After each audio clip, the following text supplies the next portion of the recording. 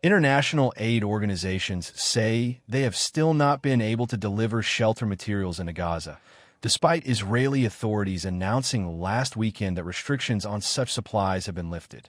For nearly 6 months, materials like tent poles have been classified by Israel as dual-use items, meaning they could serve both civilian and military purposes.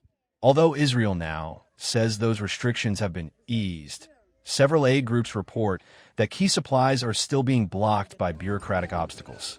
The United Nations and organizations, such as CARE International and the Norwegian Refugee Council say, "What I can say is we cannot speak for other actors, but the United Nations and our partners have, as of last night, not been able to bring in shelter materials following the Israeli announcement.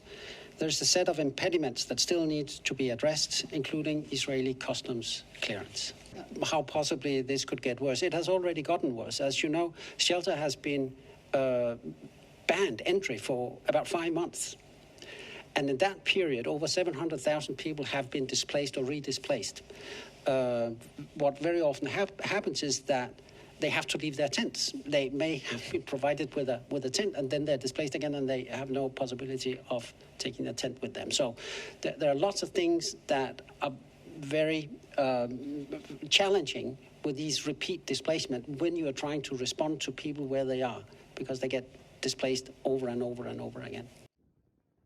More than 1.3 million people in Gaza remain without adequate shelter, many living in damaged buildings or makeshift tents in extreme conditions.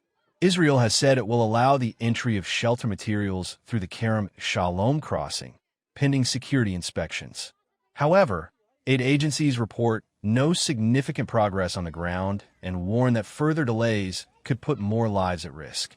COGAT, the Israeli agency responsible for coordinating aid, has not commented further, but previously stated it is committed to ensuring humanitarian assistance reaches civilians. As conditions in Gaza continue to deteriorate, international pressure is growing for immediate and unrestricted delivery of life-saving supplies.